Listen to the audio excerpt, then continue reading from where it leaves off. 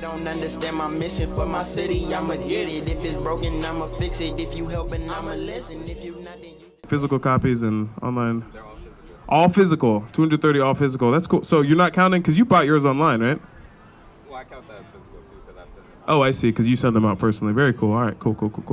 Here, trying to save the world, cause it feels like the end's near. The future's so ever clear, but let's just pray we get there.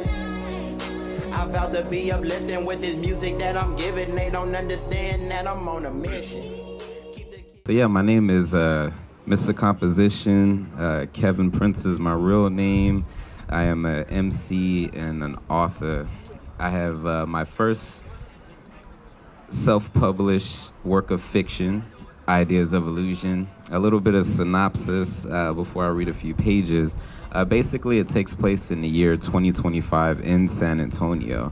The main character is a software developer who creates the only online security program that the government does not have access to. So throughout the whole story, he's basically at wit's end with the NSA. And so a little synopsis is, what happens when your dream becomes a nightmare and your nightmare becomes your reality? That is the case for business owner and software developer Daniel King. Once on top of the world of online security with his program bubble, he finds himself watching his hard work crumble beneath his feet. A life-changing encounter with the mysterious woman sends off a domino effect for Daniel's life, bringing more business than he can imagine. Now financially secure, he wants to use his money to change the world for the good of everyone. He maps out a seemingly impossible plan that undermines the government, but finds out the cost for such an idea could be everything Daniel loves. What price is worth paying for an idea of a better tomorrow? Thug life. So, what do I want to read? So that's 13 chapters. I got it all double spaced. I had the reader in mind. I personally like chapter 3. All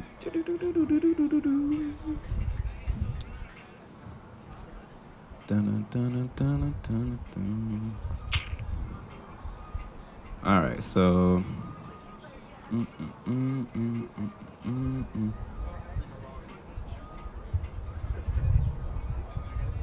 okay, so this is while he's in a coma, and he has like this vision, and he's like, "Is this hell?" Daniel questioned as everything descended into darkness. Daniel collapsed to his knees for what seemed like an eternity. At a corner in the distance, a light shot out, and the night sky surrounded him. Before Daniel could grasp reality, he emerged on top of the same hotel roof he stood the night before, surrounded by 5 hooded figures with no faces and no feet. They appeared to hover above ground. Standing smack in the center of them, he demanded, "Who are you? What do you want?" They repeated what he said back to him. "Who are you? What do you want?" As if the choice was Daniel's. "Is it my choice?" Daniel got up and tried to walk forward, but his hands and feet melted into the ground with every movement. Daniel closed his eyes, and one of the hooded figures whispered, "Those who release control have it." "What do you mean? What are you talking about?" Daniel sought. The sound of his questions echoed around him. Daniel's weightless consciousness tried to decide if he was dreaming, or perhaps he really was dead and his ghostly post-body consciousness floated in nothingness. He always wondered what it would be like after death.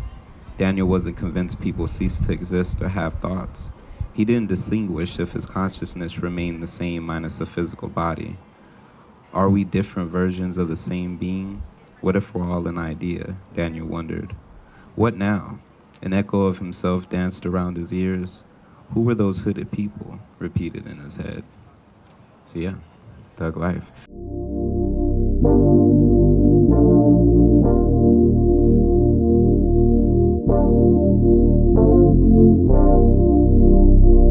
Look, I've been trying to get it for the fam in the city, so we eat like Thanksgiving. So if you are interested in this little psychological thriller, come holla at me. Yes, it's tech packed and all that shit. Thug life. Give it up for Kevin Prince, y'all.